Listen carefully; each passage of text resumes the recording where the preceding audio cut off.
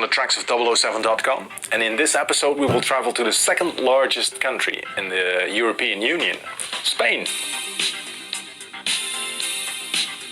Because of its position near the mouth of the Mediterranean Sea, the Iberian Peninsula has always been of immense strategic importance for anyone trying to rule over Europe. It took the Romans 2 centuries to conquer the peninsula, but they would hold on to it for 600 years. When the Roman Empire had disappeared, the Moorish Muslims from North Africa saw their chance and they took it. They would be present in Spain for almost 800 years and would leave their architectural footprints all over the country. At the end of the 15th century, their final stronghold surrendered to the combined forces of the kingdoms of Castile and Aragon. The unification of the crowns by the marriage of Isabella I of Castile and Ferdinand II of Aragon laid the basis for modern Spain and the Spanish Empire. Columbus' conquest of the Americas turned Spain into a colonial superpower overnight, and the wealth they would enjoy from trade, looting and wars is unsurpassed.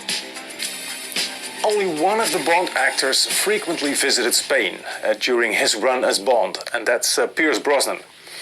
His third film, The World Is Not Enough, and fourth film, Die Another Day, made both extensive use of Spain, but mostly portraying it as other countries.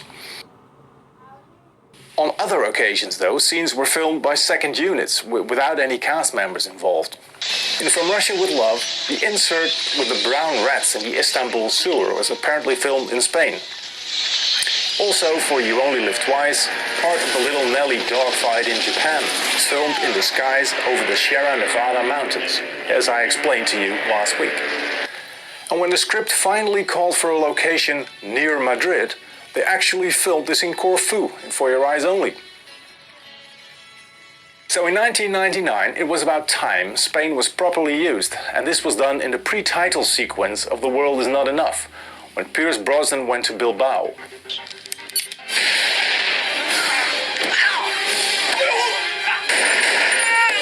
Bond can first be seen walking the Henao Street, before going towards the impressive Guggenheim Museum, about 4 blocks to the north. The Guggenheim is a museum of modern and contemporary art, designed by Canadian-American architect Frank Gehry. It opened its doors in 1997, so being in a Bond film was a smart decision from a marketing point of view. Directly opposite the shiny building, you can find a triangular building block, of which one of the corner apartments was used as the Banque Suisse de l'Industrie. It was Thomas Gleitzman who managed to get into the actual apartment on the 6th floor, back in 2016.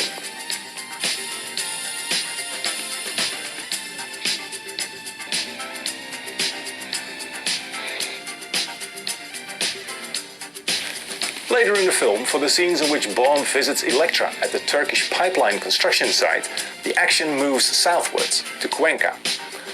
On the road from Las Majadas, Bond drove his BMW through the woods and ended up at Los Callejones.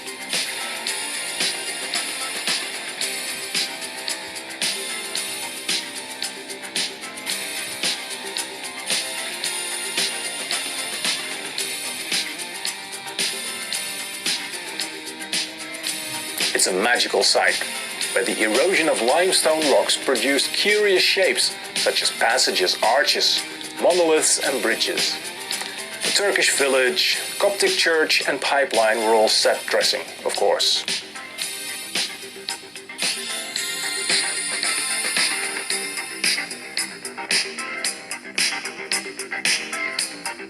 When Bond infiltrates a nuclear facility and meets Dr. Christmas Jones for the first time, they are back in northern Spain.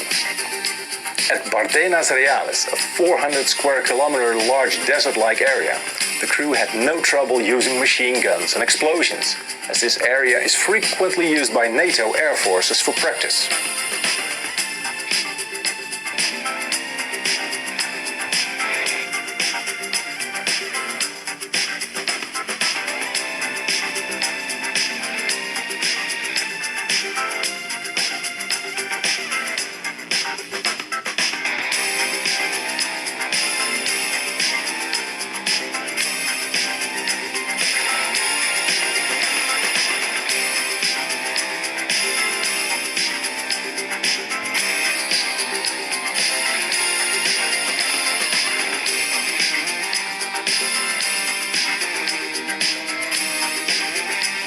recent visit by Uwe Bruzamble proved that there are still parts of the nuclear facility escape hatch lying scattered around. My friends call me Jinx. My friends call me James Bond. The final big location that we will discuss is located in the south, Cadiz.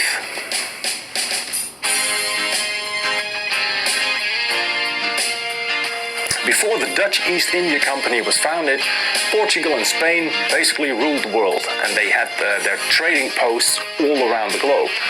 Precious goods like spices, gold, silver, they arrived here literally by the shiploads for centuries, making Spain the wealthiest country of Europe for a long time. Most of the Spanish voyages started and ended here in Cadiz, so it's always been a very important city for Spain. On one of these voyages, Columbus discovered Cuba, and the Caribbean island would stay under Spanish rule until late in the 19th century. Therefore, all Cuban cities look like Spanish cities. So when the Die Another Day script called for scenes to be shot in Havana, Cuba, it was an easy decision to film these in Cadiz. The establishing shot was filmed at the Avenido Campo del Sur. As you can see here, it's almost a one-on-one copy of the Havana situation. The location used for Dr. Alvarez DNA clinic on Los Órganos was really not an island, but it didn't need much to make the Castillo de San Sebastián look like one, as it's only connected to the mainland by a very thin pier.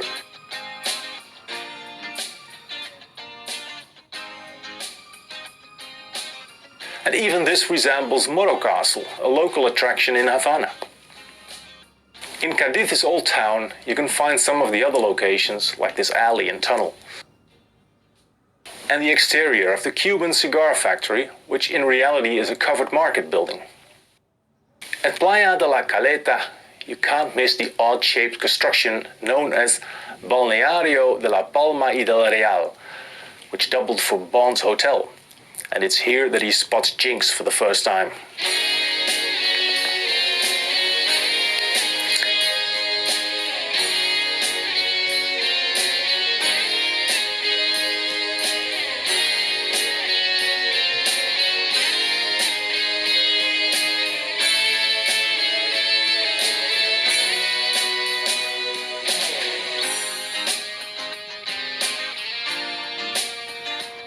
The final location I'm going to show you is the road to Playa de Camposoto, una playa virgen que con sus más de 6 kilómetros de longitud es una de las playas más extensas de Andalucía.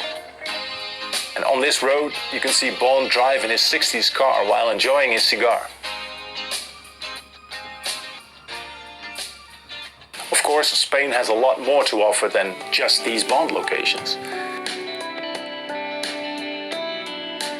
Beautiful cities like Sevilla, Madrid and Barcelona, the Moorish architecture in Granada, exciting football matches, wonderful beaches, and additionally plenty of other film locations, especially all the way in the south, where Sean Connery filmed a brief scene for Never Say Never Again, and where he would later return to film extensively for Indiana Jones and the Last Crusade.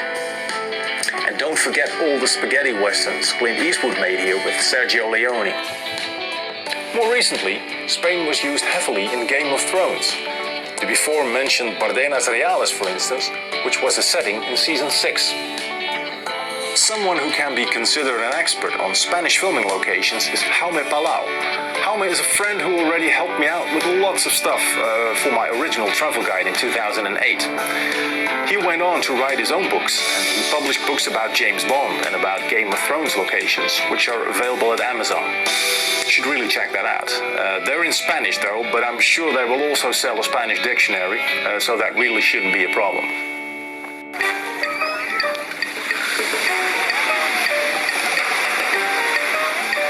Ojito, poco.